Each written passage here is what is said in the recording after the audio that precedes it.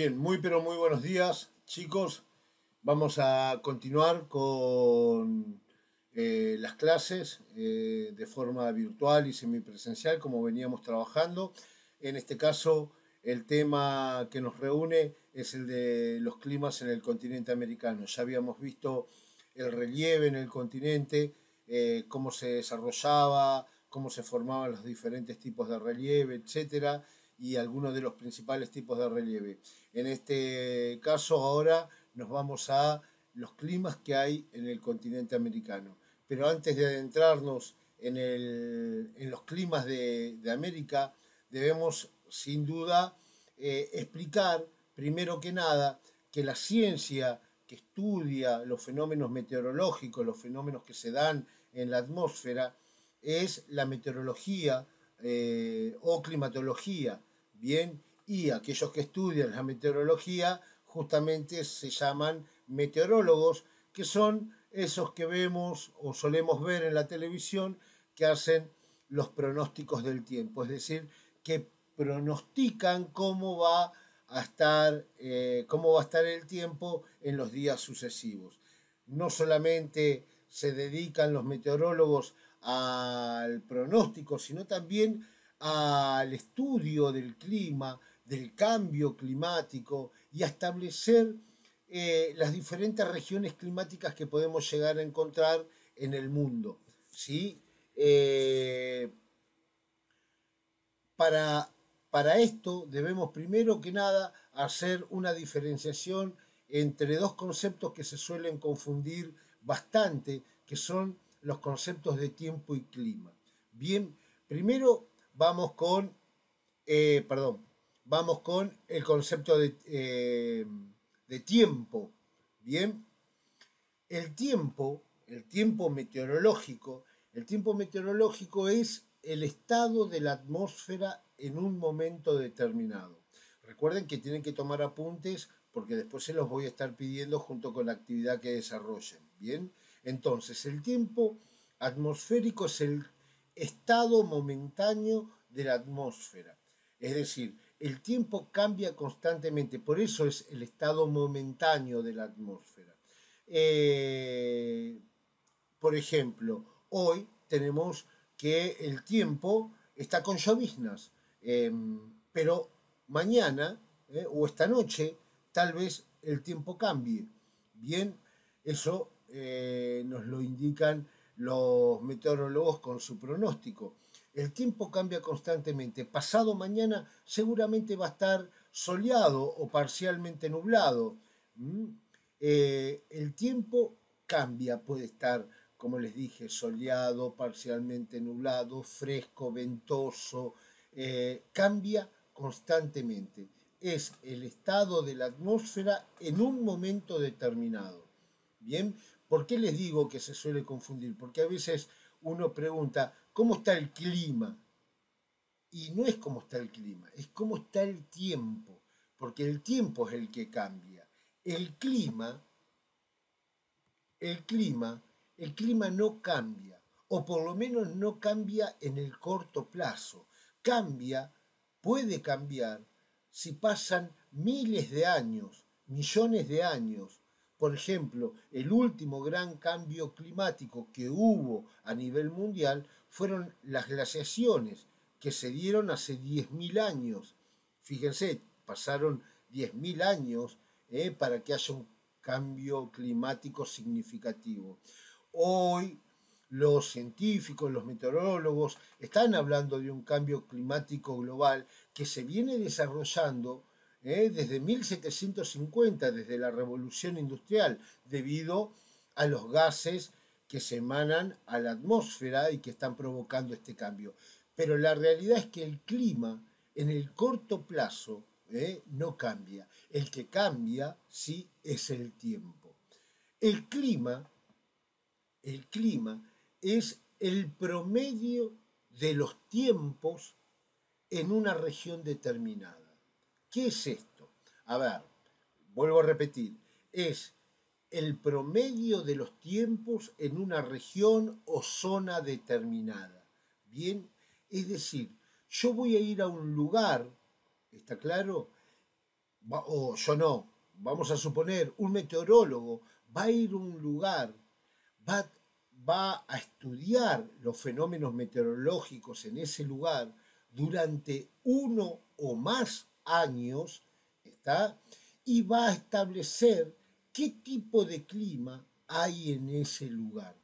Bien, y los climas que vamos a encontrar, vamos a ver que son variados, son muchos los tipos de climas que podemos encontrar. En el caso del continente americano, encontramos todas las variedades climáticas que hay en el mundo, ¿sí? Como tiene América, tiene un gran desarrollo longitudinal, es un continente que desarrolla todos los climas, desde los más fríos en las zonas polares hasta los más cálidos en las zonas ecuatoriales. Pero aparte los climas cálidos y los climas fríos y entre medio los climas templados van a tener sus variantes, que ya vamos a ver por qué hay variantes de los climas, porque los climas cálidos, no todos los cálidos son iguales o tienen las mismas características. Hay cálidos que son ecuatoriales, hay cálidos donde llueve mucho, hay cálidos subtropicales donde llueve menos y hace menos calor. Lo mismo sucede con los climas fríos. Hay climas muy fríos como los polares, donde las temperaturas están por debajo de los 30 grados centígrados, por debajo de los menos 30 grados centígrados. O vamos a tener climas fríos de 10 grados centígrados. Es decir, los climas van a tener variantes y vamos a ver más adelante por qué tienen esas variantes los diferentes climas. Para acá la imagen del continente, cómo están distribuidos los diferentes tipos de clima. Y ahí les muestra en color rojo el más cálido, el ecuatorial, bajando al tropical. Acá le llama tropical húmedo y tropical seco. Vamos a tener otros autores que van a hablar de un tropical y luego el subtropical que va a ser seco o va a ser húmedo. ¿Sí? Vamos a tener los climas áridos o desérticos, vamos a tener los climas templados que pueden ser oceánicos, continental. Bien, lo vamos a ver con más detenimiento ahora. Les decía entonces, para los meteorólogos poder hacer el estudio del clima, para poder pronosticar también el tiempo, los meteorólogos van a hacer un análisis y estudio de diferentes elementos que tiene el clima. Hay diferentes elementos que son muy importantes para los meteorólogos, para los climatólogos. El más importante de estos elementos es, sin duda, la temperatura. ¿Qué es la temperatura? La temperatura es el grado de calor o frío que hay en la atmósfera. ¿Sí? Se mide con el termómetro y puede ser en grados centígrados, como los que usamos aquí en Argentina, o también se pueden utilizar los grados Fahrenheit, como se utilizan en Estados Unidos, bien, donde utilizan otra medida, no como la nuestra. También hay otra medida que son los grados Kelvin, pero eso ya se utiliza más en química, en física, porque lo que mide es el movimiento de las moléculas. Bien, yo lo nombro igualmente. Otro elemento del clima muy importante, no tanto como la temperatura es el más importante, pero en segundo lugar le sigue la humedad atmosférica. ¿Y qué es la humedad atmosférica? Es la cantidad de agua que podemos encontrar en la atmósfera. Bien, cuanto más agua tiene la atmósfera, más saturación hay, mayor cantidad de humedad hay. Bien, se mide con un higrómetro la humedad y la podemos encontrar a la humedad atmosférica en diferentes estados. Es decir, podemos encontrar al agua en la atmósfera en estado sólido, en forma de nieve, de granizo. También la podemos encontrar en estado de vapor o también en estado de líquido, en forma de lluvia, de llovizna, otros tipos, después vamos a ver que vamos a encontrar otros tipos de precipitaciones. Bien, esta es la humedad atmosférica y los meteorólogos la tienen muy en cuenta entonces para el estudio del clima. Otro elemento es la presión atmosférica. La presión atmosférica es el peso que ejerce la atmósfera sobre la superficie terrestre. En pocas palabras, es lo que pesa todo el aire que tenemos nosotros encima. Bien, sin dudas, si estoy en una montaña, voy a tener menos capas de atmósfera sobre mí, por lo que la presión va a disminuir, va a haber baja presión. Pero si estoy a nivel del mar, la presión va a ser mayor. Porque, ¿qué mide la presión? El peso del aire, el peso de la atmósfera. Se mide con ese reloj que se llama barómetro y que tiene la característica el barómetro que cuando nos indica que la presión baja, por lo general el tiempo cambia para mal, es decir, se pronostica mal tiempo. En cambio, cuando la presión sube, el tiempo va a ser bueno, por lo general va a estar despejado. Entonces, ¿qué es la presión? Es el peso de la atmósfera sobre la superficie terrestre. Otro elemento importante que estudian los meteorólogos es la dirección del viento. Hoy en la actualidad se hace con otras veletas. Esto es una veleta, lo que estamos viendo ahí en la imagen. Esa veleta nos indica de dónde proviene, de dónde viene el viento. Para los meteorólogos es muy importante porque si saben los meteorólogos de dónde viene el viento, podrán decir si el viento que viene es frío o es cálido. Si viene del Ecuador será un viento cálido. Si viene del sur, de la zona polar, el viento será frío. Pero importante no solamente saber de dónde viene el viento, sino la velocidad, la fuerza con la que viene el viento. Con eso los meteorólogos pueden establecer si la tormenta va a llegar dentro de unos minutos o dentro de algunas horas, dependiendo de la velocidad que tenga el viento. Entonces, otro elemento que estudian los meteorólogos es la fuerza y dirección del viento. Otro de los elementos, de los más importantes, son las precipitaciones. Es decir, ¿qué es una precipitación? Es la caída de agua. Cuando el agua se precipita, cae. Y el agua puede caer, como ya habíamos dicho, en forma de nieve, en forma de granizo, en forma de lluvia. También otros tipos de precipitaciones van a ser el rocío, la helada, las neblinas, la niebla, son otros tipos. Todo esto tienen en cuenta los meteorólogos para hacer un análisis del clima o un pronóstico del tiempo. Bien, estos son los elementos que tiene el clima y en los que se apoya la meteorología para poder hacer estos estudios. Pero, recién decíamos que nosotros vamos a encontrar diferentes variantes climáticas, es decir, los climas fríos no eran todos iguales, los cálidos, los templados no eran todos iguales, los desiertos no son iguales, vamos a encontrar dos variantes, vamos a encontrar un clima desértico frío y un clima que puede ser desértico cálido, es decir, sí, hay desiertos que son fríos y hay desiertos que son cálidos. Por ejemplo, la Patagonia es un desierto frío.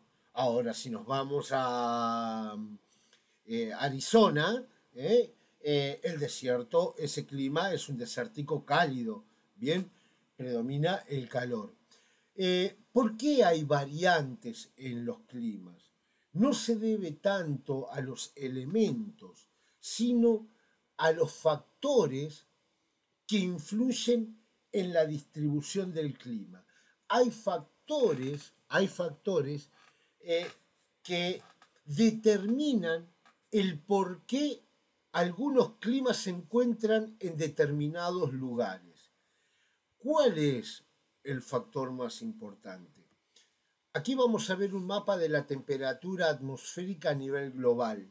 ¿Está claro? Es decir, cómo las mayores temperaturas a nivel global se dan en la zona del Ecuador, sobre la línea del Ecuador. Fíjense ahí en el mapa cómo todo lo que es la llanura del Amazonas, cómo es el desierto de Arabia, todo, perdón, el Sahara, el desierto del Sahara, en el desierto de Arabia también, la India, los países del sudeste asiático, toda esa línea, que es la línea ecuatorial, es donde se encuentran los climas más cálidos. Y a medida que me voy alejando de esos climas cálidos, los climas comienzan a hacerse templados para llegar a las zonas polares y volverse muy fríos. Teniendo en cuenta esto, solamente tendría que tener climas cálidos en la línea del Ecuador, le seguirían los climas templados y luego le seguirían los climas fríos. Tendrían que existir esos climas nada más, pero no, hay más variantes de clima. No nombré los desérticos y ya vamos a ver por qué los desiertos son desiertos. Bien, ojo, sí, uno puede decir los desiertos son desiertos porque llueve poco, pero en un desierto frío puede que las nieves, haya precipitaciones en forma de nieve y esta no se derrita y no deja de ser un desierto. Bien, entonces, ¿por qué hay diferentes variantes de climas cálidos, de climas fríos, de desiertos, de climas templados? Porque hay factores que influyen en la distribución del clima y en las características que va a tener ese clima. ¿Cuáles son esos factores? Este factor que les nombraba yo recién, que sobre la línea del Ecuador están los climas cálidos y a medida que me alejo se vuelve más frío, es el factor de la latitud. Bien, de la latitud. Pero como les decía, hay otros factores que influyen para que tengamos esta otra variedad de climas que ustedes ven aquí en el mapa de climas del continente americano. ¿Cuáles son esos factores? Como dijimos, el factor más importante es el factor de la latitud. El factor de la latitud. Si estoy sobre el Ecuador, es muy probable que haga calor, perdón. Si estoy en latitudes intermedias, los climas seguramente van a ser templados. Y si estoy en zonas polares, los climas van a ser fríos. Bien, pero hay otros factores que tratan de contrarrestar a este que es el más importante. El factor de la latitud siempre influye, siempre influye, estemos donde estemos. Pero los otros factores van a tratar de contrarrestarlo, y vamos a tener ahí en segundo lugar el factor de la altitud, el factor de la cercanía al mar, el factor de la disposición del relieve y dirección del viento, ahora lo vamos a ver, y el factor de las corrientes oceánicas. Bien, ¿qué son las corrientes oceánicas? Las corrientes oceánicas son ríos que hay en el océano, ¿sí? En el océano hay ríos que se mueven de las zonas ecuatoriales a las zonas polares y de las zonas polares a las zonas ecuatoriales. Bien, que son ríos de agua con una temperatura diferente al mar que las rodea. Ya vamos a ver en hidrografía que vamos a tener corrientes cálidas y corrientes frías. Bien, las corrientes cálidas son las que parten del Ecuador porque llevan el agua ecuatorial de los océanos del Ecuador, que es agua muy cálida, la llevan hacia las zonas polares, y las corrientes frías justamente vienen de las zonas polares. Eso hace que el planeta se mantenga equilibrado, porque si no, ¿qué pasaría? Los océanos en la zona ecuatorial, debido al sol, se evaporarían, se calentarían tanto que se terminarían evaporando. Y en las zonas polares, ¿qué sucedería con el agua de los océanos? Se congelaría. No se congela el agua que está cerca de los polos. ¿Por qué? Porque hay corrientes cálidas que llevan el agua caliente hasta esos lugares y no dejan que se congele tanto, porque hay lugares donde sí se congela. Después lo vamos a ver más con exactitud. Bien, les decía entonces, ¿cuáles son esos factores? Dijimos, el factor más importante es el de la latitud. ¿Qué es el factor de la latitud? ¿Por qué la zona ecuatorial hace tanto calor y a medida que me alejo del Ecuador hace más frío? Porque miren, observen los rayos solares. Los rayos solares a la altura del Ecuador caen de forma perpendicular, es decir, caen rectos, con mucha fuerza, con mucha intensidad. Por eso si voy a Brasil, si voy a Ecuador, si voy a Colombia, voy a encontrar climas muy cálidos en esa parte de América, porque ahí los rayos solares caen verticales, con mucha fuerza. Pero a medida que me voy alejando de esa zona ecuatorial, los climas van siendo cada vez más frescos, primero templados, para luego pasar a ser fríos cerca de las zonas polares. ¿Por qué en los polos los climas son fríos? Porque los rayos solares caen inclinados, caen con menos incidencia. Ven que son más largos los rayos solares, tienen que recorrer mayor camino para poder llegar hasta esos lugares. Por eso es que pierden fuerza, pierden potencia y los climas en esos lugares son más fríos. Este es el factor. Este factor, el factor de la latitud, es el factor más importante y es el que siempre influye. Los otros lo contrarrestan. Por ejemplo, el factor que sigue es el factor de la altitud. Bien, sí, yo puedo estar en Ecuador y tendría que hacer mucho calor. Por ejemplo, en la ciudad de Quito, que es capital de Ecuador, el clima en Quito tendría que ser un clima ecuatorial, bien, un clima sumamente cálido y sumamente húmedo. Pero si vamos a Quito, nos vamos a encontrar con que el clima en la ciudad de Quito es templado. ¿Por qué? Porque se encuentra en una zona elevada, en una zona alta. Es decir, el factor de la altitud está contrarrestando al factor de la latitud. Bien, a medida que asciendo 180 metros aproximadamente, la temperatura disminuye 1 grado centígrado. ¿Por qué?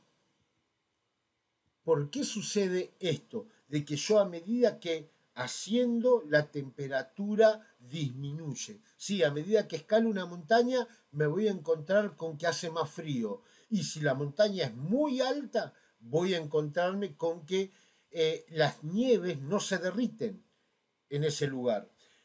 ¿Por qué sucede esto? Porque la atmósfera, el aire, tiene una característica que es diáfana, es diatérmica, es decir, los rayos del sol no calientan directamente la atmósfera, calientan la superficie de la Tierra. Por eso es que a medida que yo me alejo, me alejo de la superficie, es que hace mucho más frío. Ese factor de la altitud contrarresta muchas veces al factor de la latitud. Sí, puedo estar en Brasil, pero si me subo a una montaña muy alta, y el clima seguramente va a dejar de ser cálido para ser templado, para ser frío, dependiendo de la altura de la montaña. Otro de los factores que van a contrarrestar el factor de la latitud es la distancia al mar o la cercanía al mar. No importa, cualquiera de los dos va. Es decir, por ejemplo, todos los lugares, o la mayoría, no todos, la mayoría de los lugares que están cerca del mar, las zonas costeras, está claro, tienen climas que son más benignos que aquellos que están muy alejados del mar. Es decir, si yo me encuentro lejos del mar, el clima no va a ser tan bueno como lo que es si estoy cerca. ¿Por qué? Porque el mar tiene la característica de que se enfría lentamente y también se calienta lentamente. Es decir, mientras llega el invierno, el mar todavía permanece caliente o permanece cálido, y esa transferencia de temperatura a la zona costera hace de que el invierno no sea tan brusco, como si lo puede ser en el centro del continente. Por ejemplo, no es lo mismo el invierno en Santa Teresita, por decir una zona costera, en Mar del Tuyú, que en Córdoba, que está en el centro de la Argentina, muy alejado del mar. Los cordobeses tienen inviernos muy, pero muy fríos porque están lejos del mar. Y lo mismo sucede con el verano. Los cordobeses van a tener veranos que son muy, pero muy cálidos. En cambio, la temperatura cerca del mar se mantiene entre el invierno y el verano. No hay tanta brusquedad entre las estaciones.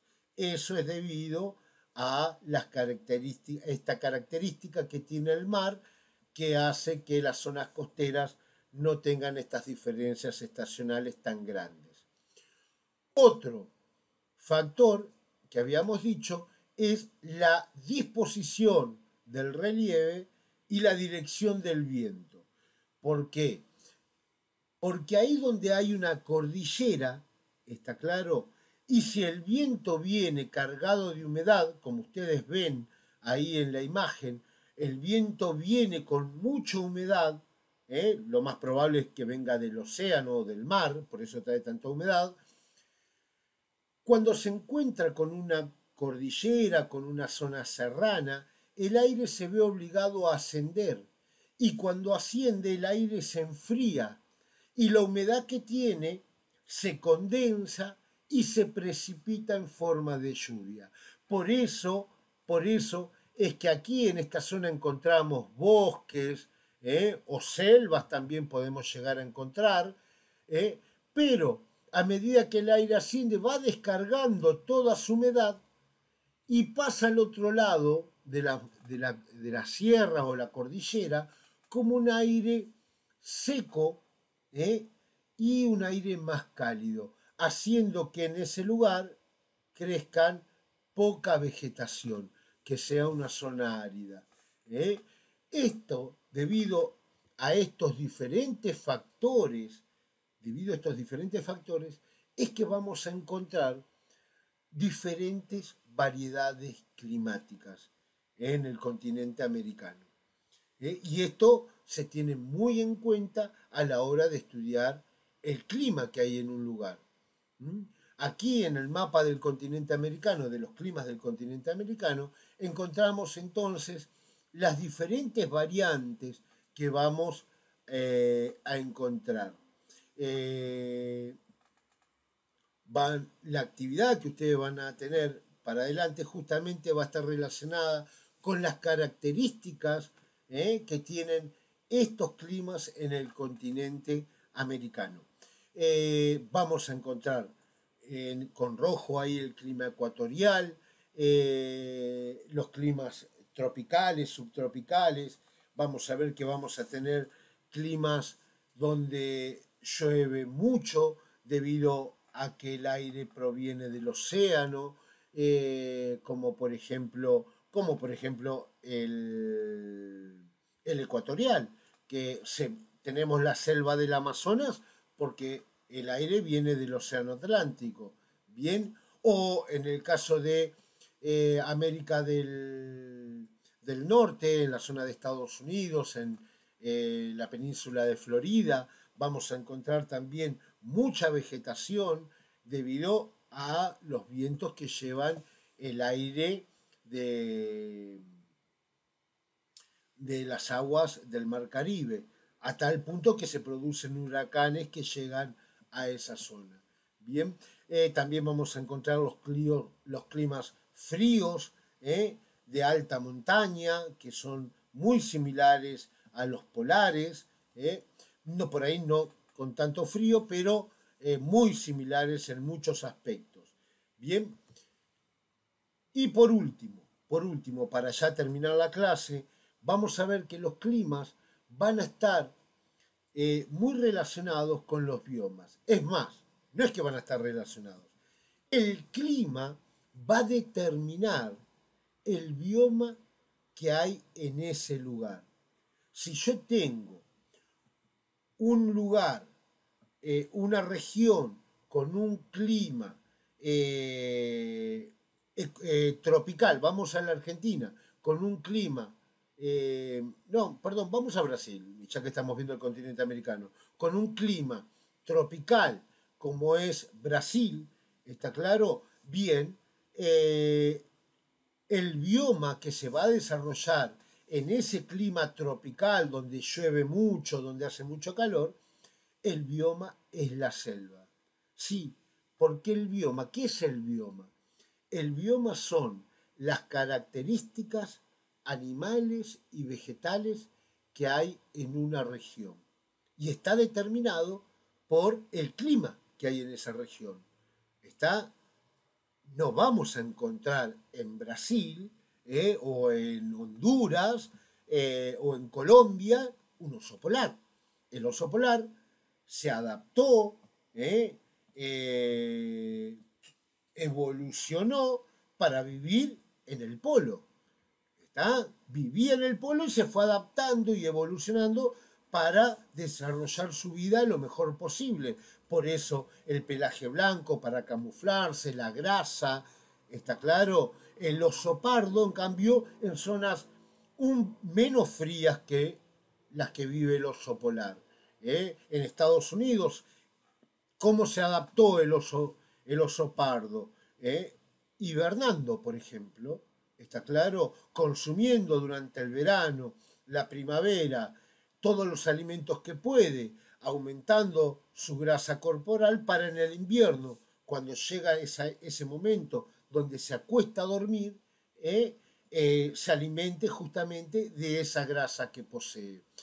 Así como estos animales, la mayoría, todos, han ido evolucionando, se han ido adaptando a las características climáticas que se desarrollan en ese lugar. No solo los animales, los vegetales también.